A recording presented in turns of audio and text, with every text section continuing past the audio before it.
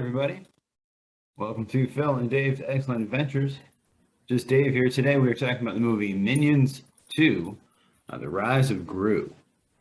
This is going to be a spoiler review, so if you are concerned about spoilers and you haven't seen the movie yet, I would suggest you go and watch the movie first before you watch this review. Minions, The Rise of Gru is the sequel to the first Minions movie. They're, of course, the characters from the Despicable Me series. This movie takes place in the 70s when Gru is a child. I think he's about 12 or so. So as far as what I liked about the movie, overall, I think the cast was really good. Steve Carell as a young Gru, Taraji P. Henson, Michelle Yeoh's in there, Alan Arkin as an older kind of villain that mentors young Gru. Lucy Lawless is in there, Russell Brand, and Jean-Claude Van Damme, Dolph Lundgren, Danny Trejo. A bunch of great people are in there.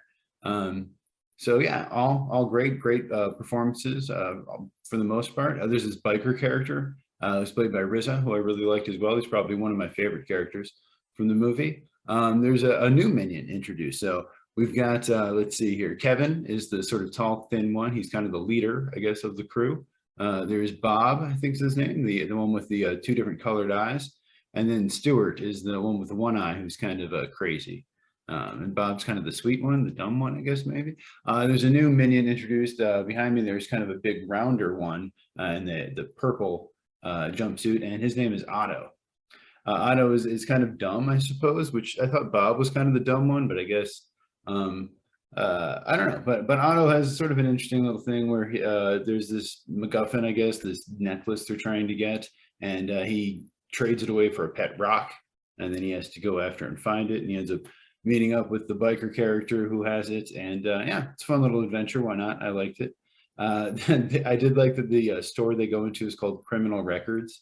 I mean, kind of a dumb joke, but I thought it was funny. Some of the music was good. You know, it's the 70s. The movie takes place in the 70s. This is the second movie in a row that I saw that takes place in the 70s, where a kid also gets kidnapped. But yeah, there's some good music in here, like the Ramones and the Rolling Stones and stuff like that. So 70s is one of my favorite time periods for music.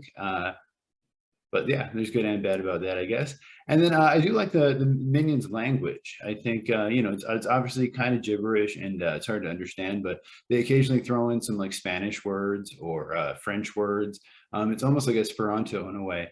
And then there's some words that are just English words, but with a letter or a syllable change. So you can kind of understand them. And I think, I don't know, I can see why people think it's annoying, but I find it sort of interesting the way that they are able to convey emotion and story through sort of gibberish. But I can see why people would find that annoying as well.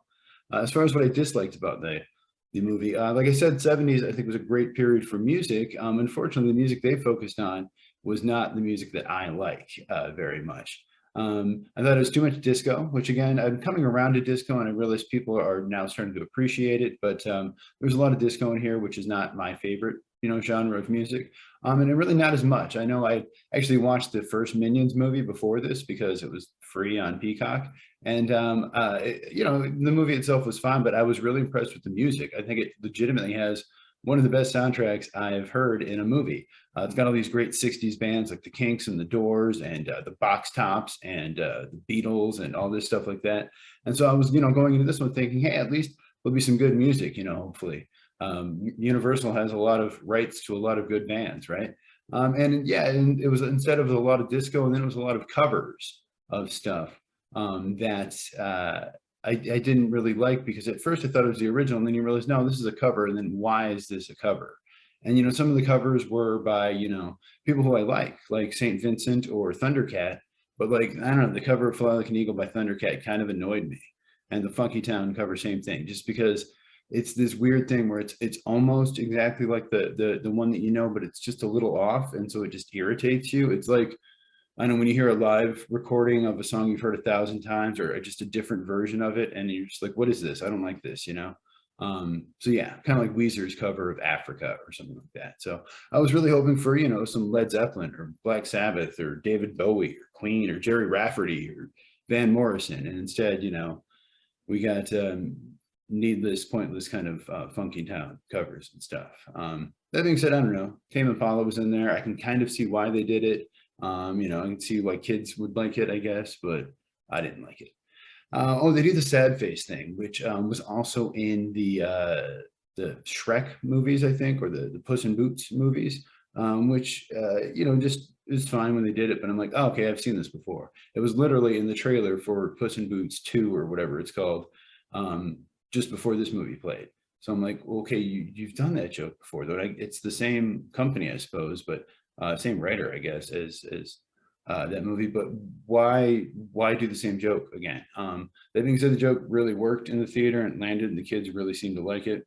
So I guess I get why they did it, but yeah, they're ripping themselves off, so that's not great. I didn't love the Vicious Six very much. I mean, they're fine. I kind of got the point of them, but I didn't think they really developed the characters much because other than the main character played by Taraji P. Henson, who I did think was good, she did a good job.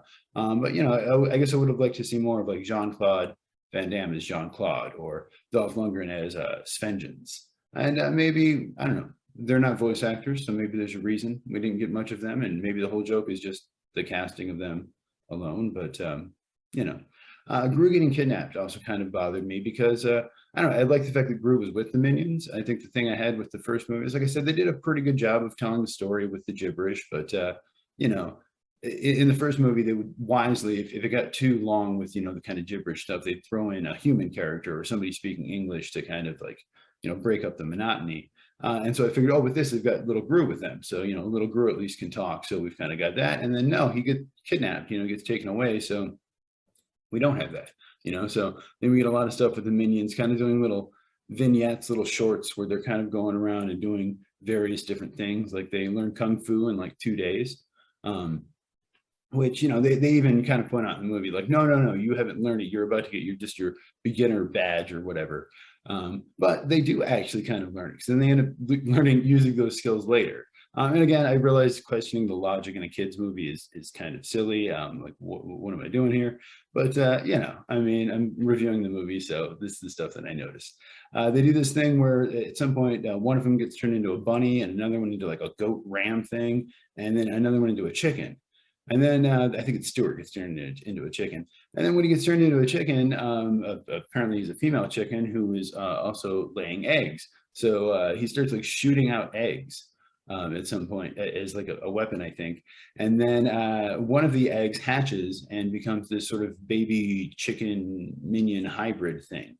And then eventually the minions get turned back to normal, except Stuart still has a little gobble gobble and a little whatever you call it thing on top.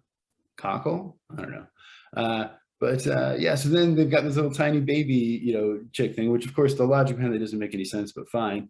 But you can tell that, it was very cute. And they do, again, the little sad eyes thing with that. And again, it really worked. All the kids, in the theater, oh, so I'm sure they're going to sell toys of that little chicken, minion hybrid thing. But yeah, there's a lot of stuff that doesn't make sense in this. Everyone seems to understand their gibberish. No one really questions it. No one really questions their appearance. If they dress up like, whatever they're supposed to be, people just go, okay, yeah, those are pilots. That makes sense, even though they're only 2 feet tall or whatever. But it's a kid's movie. It's a cartoon, I know, but it's just funny to me. So yeah, other than that, the movie is directed by a guy named Kyle Balda. He, I believe, also directed the first Minions movie and Despicable Me 3. It was also, I think, co-directed by Brad Abelson, who worked on The Simpsons as an animator, I believe, and then Jonathan Del Val, who had he was a co-director on Secret Life of Pets 2. As far as the writers, it was Matthew Fogel from Lego Movie 2 and Big Mamas, Like Father, Like Son, and he's also, I think, writing the new Mario movie with Chris Pratt that's coming out.